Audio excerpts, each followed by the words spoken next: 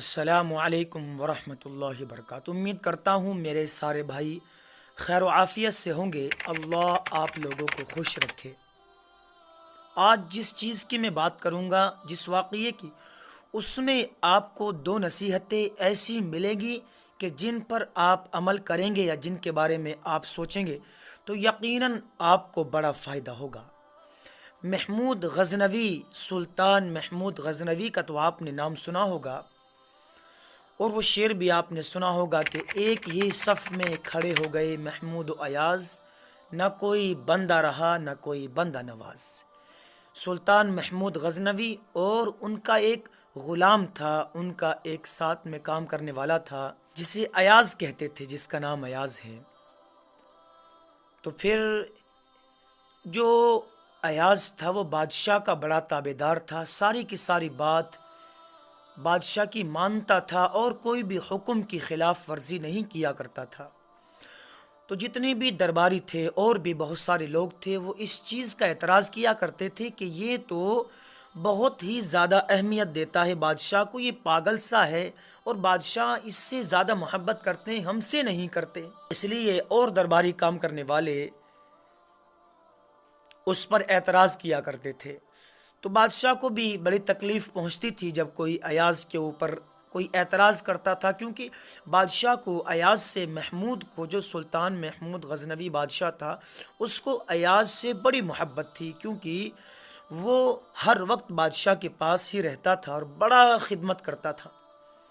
تو ایک دن بادشاہ نے لوگوں کو دکھانے کے لیے کہ دیکھو اس کے اندر میری خدمت کا جذبہ کتنا زیادہ ہے، لوگوں کو دکھانے کے لیے سارے درباریوں کو بلایا بادشاہ نے اور سب کو اکٹھا کیا، اور ایاز کو بھی بلایا اور کہا، درباریوں میں سے جو اعتراض کرنے والے تھے 3 لوگ اٹھائے، 3 لوگوں کو اپنے سامنے بلایا اور ایک ہیرا منگوایا اور ایک ہتھوڑا منگوایا، اور کہا، پہلے آدمی کو بلایا اور کہا کہ لو یہ ہیرا لو اور یہ ہتھوڑا لو، جاؤ اس کو توڑ دو، اس کا چورا چورا کر دو۔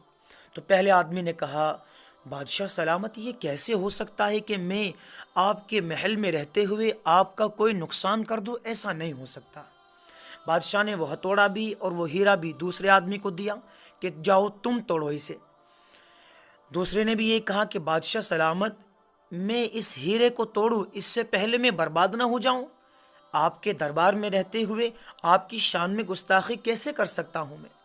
بادشاہ نے تیسرے آدمی کو دیا کہ جاؤ تم اسے توڑو۔ تیسرے آدمی نے بھی یہی بات کہی کہ ایسا نہیں ہو سکتا کہ میں اسے توڑ دوں، بلکہ ایسا تو ہو سکتا ہے کہ بادشاہ سلامت آپ مجھے کسی اور کام کا حکم دے، آپ یہ کہیں کہ تجھے میرے لیے قربان ہونا ہے تو میں قربانی تو دے سکتا ہوں اپنی، لیکن میں آپ کے سامنے آپ کی بادشاہت میں اتنے قیمتی ہیرے کا نقصان نہیں کر سکتا۔ جب 3 لوگ الگ ہو گئے اپنی اپنی باتیں سنا کے، تو بادشاہ نے ایاز کو بلایا اور کہا، لو یہ ہتھوڑا پکڑو اور یہ ہیرا پکڑو، جاؤ اسے توڑ کر کے لاؤ۔ جلدی سے ایاز گیا اور اس ہیرے کے ٹکڑے ٹکڑے کر دیے، چورا چورا کر دیا۔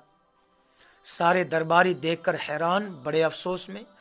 سب نے کہا، بے وقوف، تو نے یہ کیا کر دیا؟ اتنا قیمتی ہیرا، لاکھوں کروڑوں کا، اور تو نے اس کو پل بھر میں چکنا چور کر دیا۔ بادشاہ کا تو نے ذرا سا بھی احترام نہیں کیا، ذرا سی بھی عزت بادشاہ کی تیرے دل میں رہی نہیں۔ تو کچھ دیر تو ایاز خاموش رہا، پھر اس نے سب کو یہ جواب دیا اور بادشاہ کو جواب دیا کہ دیکھو بادشاہ سلامت، میرے سامنے 2 باتیں تھیں۔ ایک تو یہ تھی کہ میں بادشاہ کا حکم نہ مانتا اور بادشاہ کی نافرمانی کر دیتا۔ ایک میرے سامنے یہ بات تھی کہ قیمتی ہیرے کو نہ توڑتا، میں قیمتی ہیرا بچا لیتا۔ یعنی ایک طرف بڑا قیمتی ہیرا ہے، ایک طرف بادشاہ کا حکم ہے۔ تو میرے دل میں یہ بات آ گئی کہ قیمتی ہیرے کی کوئی اوقات نہیں بادشاہ کے سامنے۔ بادشاہ کا جو حکم ہے وہ میری سر آنکھوں پر، بادشاہ کے حکم کی سب سے پہلے تعمیل ہونی چاہیے۔ ایسے ہیرے تو بادشاہ کے پاس ایک نہیں بلکہ ہزاروں ہیں۔ تو میرے دل میں یہ بات آئی کہ ہیرا چاہے کتنا ہی قیمتی ہو، پہلے بادشاہ کا حکم سب سے پہلے ہے، تو میں نے اس کو توڑ دیا۔ تو بادشاہ نے کہا دیکھا، یہاں یہ بتاؤ یہ ہیرا زیادہ قیمتی تھا یا میں زیادہ قیمتی ہوں، یا یہ ہیرے کی قیمت زیادہ قیمتی ہے یا میرے حکم کی قیمت زیادہ قیمتی ہے؟ تو سب خاموش ہو گئے، سب نے اپنے سر جھکا لیے۔ تو بادشاہ نے سب کو سمجھایا کہ دیکھو، یہ ہوتی ہے اپنے بادشاہ کی محبت اور اس کے حکم کی تعمیل کرنا۔ اب تم نے اس ہیرے کی قیمت مجھ سے زیادہ لگائی اور میرے حکم سے زیادہ لگائی، تو تم نافرمانی کر بیٹھے۔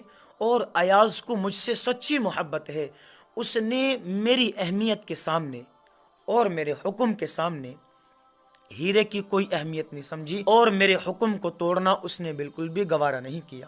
تو یہی ہوتا ہے کہ اگر ہمیں ہمارا کوئی بادشاہ کسی چیز کا حکم دے رہا ہے تو ہمیں اس پر عمل کرنا ضروری ہے، پھر چاہے اس میں بادشاہ کی سلطنت کا نقصان ہو، پھر چاہے کسی کا نقصان ہو۔ بادشاہ بہتر طریقے سے جانتا ہے کہ اس کا اگر نقصان ہوگا تو میں اس کی بھرپائی کر دوں گا، لیکن دیکھنا یہ ہے کہ کون کون میری باتوں پر عمل کر رہا ہے۔